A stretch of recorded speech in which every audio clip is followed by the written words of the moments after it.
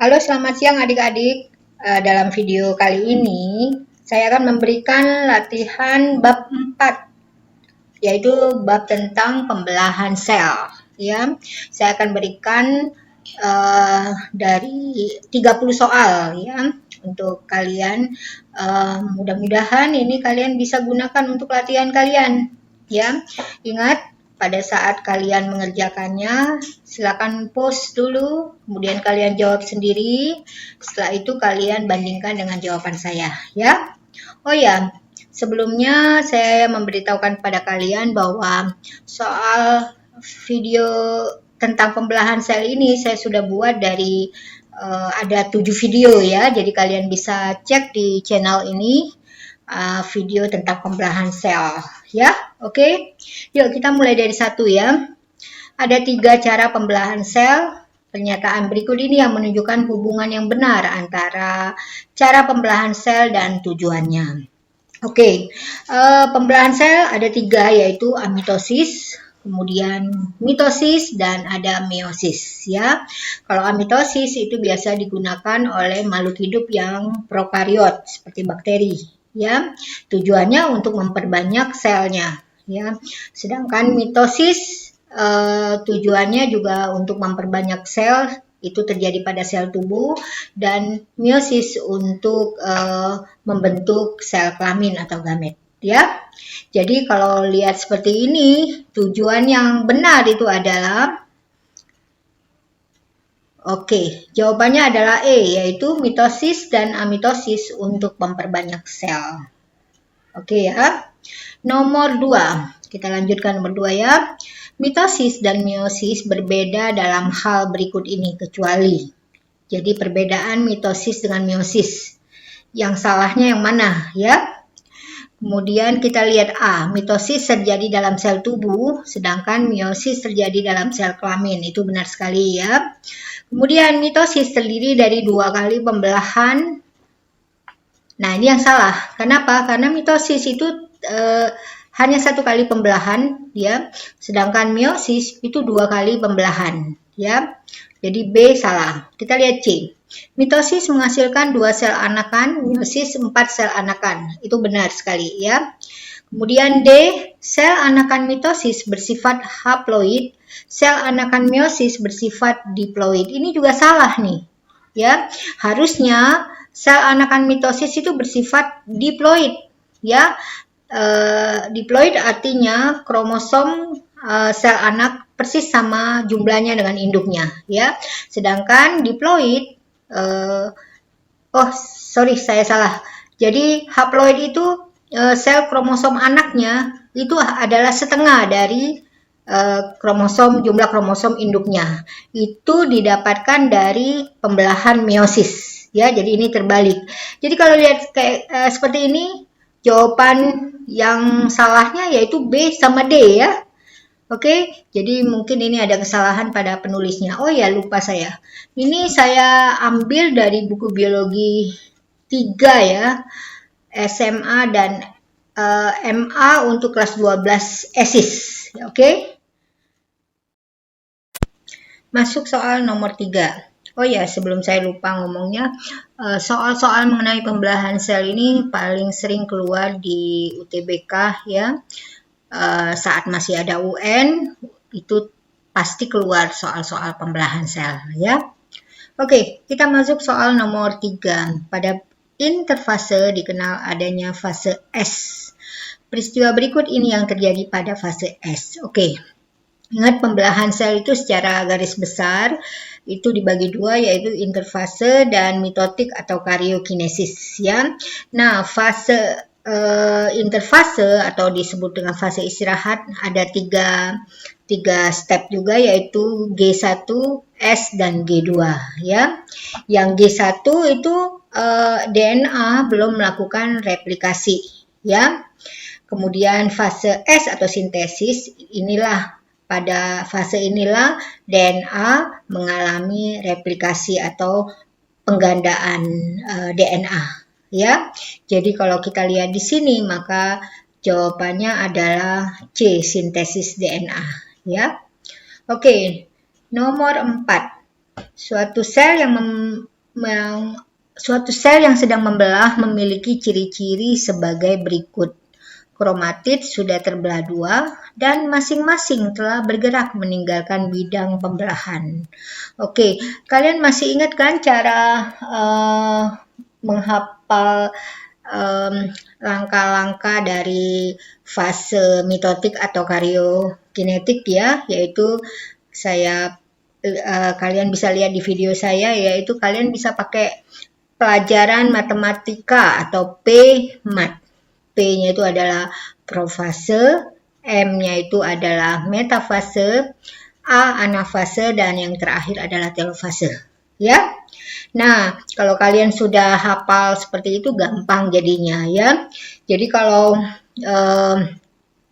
meta itu di tengah-tengah berarti kromatidnya masih berada di tengah-tengah bidang pembelahan atau ekuator ya.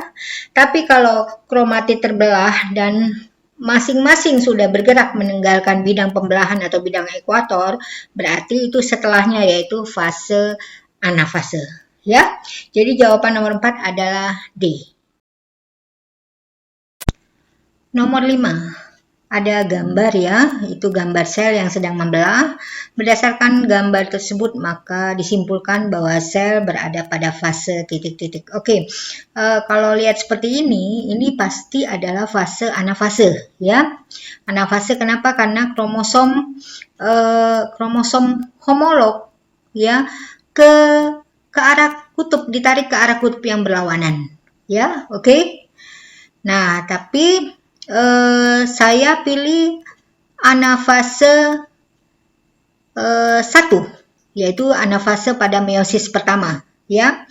Kenapa? Karena di situ terlihat kromosomnya berbeda. Jadi kalau guru kalian mengajarkan terjadinya pindah silang, mereka pasti menggambarkan dengan warna kromosom yang berbeda ya. Nah, di sini terdapat kromosom yang sudah terjadi percampuran warna ya. Jadi itu dikarenakan pada meiosis terjadi pindah silang ya, yang terjadi pada saat profase yaitu diploten khususnya ya. Jadi jawaban nomor 5 itu adalah B, yaitu anafase meiosis 1. Nomor 6. Seorang siswa mengamati sel yang sedang membelah dan berdasarkan hasil pengamatan tersebut ditemukan ciri-ciri, yaitu terdapat 2 sel yang berdekatan dan ukuran sel yang satu lebih kecil dari sel yang lain. Oke, dari situ kita udah langsung ketahuan bahwa itu adalah fase telofase. Kenapa? Karena telofase itu adalah saat sel membelah diri menjadi 2. Jadi seakan-akan terdapat 2 sel yang berdekatan, padahal saat itu mereka akan membelah diri. Ya, jadi itu telofase. Kemudian kromatid berkumpul di tengah sel. Nah, ini yang saya agak bingung nih. Kenapa?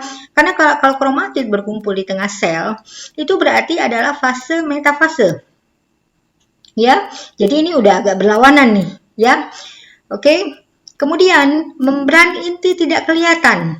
Nah, membran inti tidak kelihatan itu terjadi pada fase dari mulai profase, kemudian metafase, anafase. Pada telofase, membran inti mulai terlihat kembali. Ya. Jadi kalau lihat di sana berarti sepertinya saya tidak bisa menjawab pertanyaan ini ya. Oke. Jadi kita lewatkan saja nomor 6. Nomor 7. Di situ ada gambar ya. Di pertanyaannya adalah berdasarkan gambar tersebut sel berada pada fase titik-titik. Oke. Nah, pilihan daripada pertanyaan itu adalah semuanya adalah metafase sama profase. Kita tahu metafase itu adalah kromosomnya berada di tengah-tengah ya. Oke. Tapi kalau lihat gambarnya, maka saya nggak bisa memilih metafase atau profase. Mengapa? Karena tidak mungkin ya. Karena pertama, kalau kita lihat gambarnya ya, itu sudah terdapat lekukan. Ya. Ini seperti terjadi pada fase telofase yaitu terbentuknya cincin mikrofilamen yang menyempit di daerah bekas bidang ekuator atau bidang pembelahan. Ya, jadi sepertinya sel akan membelah menjadi dua nih. Jadi ini adalah telofase. Ya, kemudian kalau kalian lihat di sini, itu membran intinya sudah terlihat. Ya, betul. Nah, pada profase, metafase, dan anafase, itu membran inti tidak terlihat. Betul kan? Coba kalian perhatikan. Kemudian, yang ketiga, alasan ketiga kenapa saya tidak mau metafase atau profase, karena benang-benang spindle yang mengikat di sentromernya pada kromosom, itu sudah tidak ada lagi. Jadi benang-benang spindlenya sudah terurai. Betul kan? Nah, jadi hanya ada di telofase seperti itu. Yang profase, metafase, anafase, benang spindlenya masih terlihat. Dianya mengikat kromosom dari satu kutub ke kutub lain. Ya, jadi kalau disuruh milih antara A sampai E, maka saya tidak akan memilih salah satu itu. Tapi saya akan milih telofase. Oke ya? Oke, masuk ke soal nomor 8. Katanya satu kali pembelahan meiosis pada sapi betina akan menghasilkan titik-titik. Oke, ini kalian bisa lihat video saya tentang pembelahan sel khususnya oogenesis ya, karena pada sapi betina. Nah, pada oogenesis itu hasil yang didapat itu adalah satu ovum dan 3 badan sel kutub atau sel polar. Ya, nah 3 badan sel kutub ini nanti akan mengalami degenerasi sehingga mati ya. Oke, jadi hasil akhirnya pastinya adalah satu sel telur. Jadi jawaban nomor 8 adalah A. Nomor 9. Pada tahap metafase, kromatid akan berjajar pada bidang pembelahan. Ada perbedaan pada tahap metafase 1 dan 2 pada pembelahan meiosis. Ya, perbedaan tersebut karena pada metafase 2 kromatid titik. Oke. Ya, jadi pada pembelahan meiosis benar-benar terdapat perbedaan antara metafase 1 dan 2. Pada metafase 1 yang berjajar di bidang pembelahan atau bidang ekuator itu adalah kromosom yang berbentuk tetrad, di mana ada 4 kromatidnya, ya. Oke, sedangkan pada metafase 2 itu yang berjajar itu adalah kromosom yang berpasangan karena ada 2 kromatid. Ya, jadi kalian lihat 2 kromatid berarti itu adalah meiosis 2. Sama seperti mitosis, ya. Oke, jadi kalau ditanya jawabannya itu adalah pastinya berpasangan, kromatidnya berpasangan karena ada 2 ya. Dan jumlah kromatidnya sama dengan sel induknya. Oke, jadi jawabannya A. Soal nomor 10. Pada pembelahan sel akan terjadi peristiwa sitokinesis. Peristiwa tersebut terjadi pada fase titik-titik. Oke, perlu kalian ketahui sitokinesis itu adalah peristiwa di mana terjadi pembagian sitoplasma. Jadi dibagilah sitoplasma satu sel menjadi 2 sel. Berarti itu pada saat sel akan membelah ya. Nah, pada saat sel akan membelah itu pastinya terjadi pada fase akhir dari mitotik atau karyokinesis, yaitu fase telofase ya.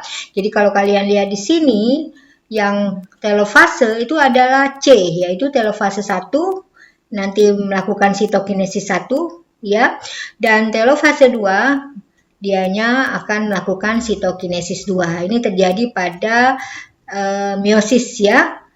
Kalau ada telofase 1 dan telofase 2 berarti itu adalah pembelahan meiosis. Tetapi mitosis juga terjadi peristiwa sitokinesis juga ya. Jadi jawaban di sini adalah C. Nomor 11. Peristiwa replikasi DNA terjadi pada fase titik-titik. Oh, ini persis sekali seperti nomor berapa tadi ya? Oh, nomor 3 ya.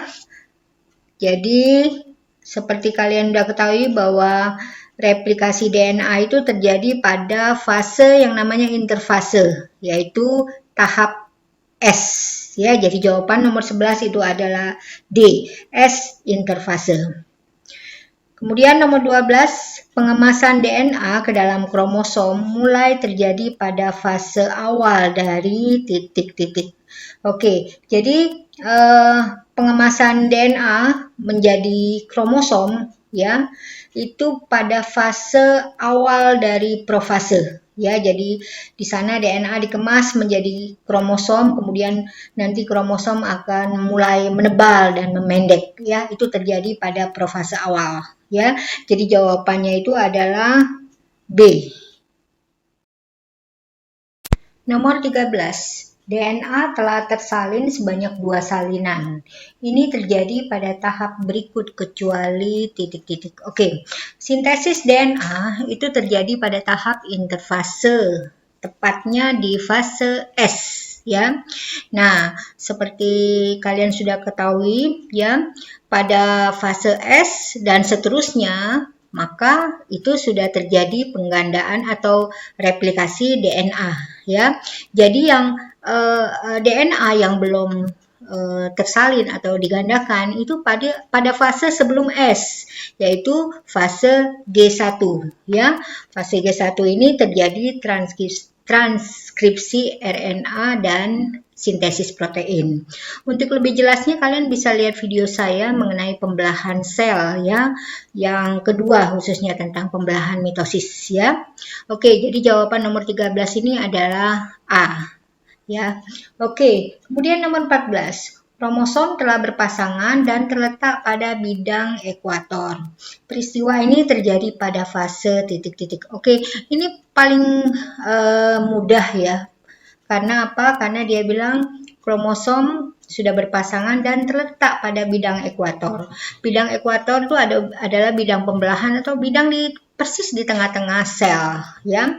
Nah, kalau kromosom berada di tengah-tengah sel berarti dia metafase, pada fase metafase. Meta itu di tengah-tengah ya.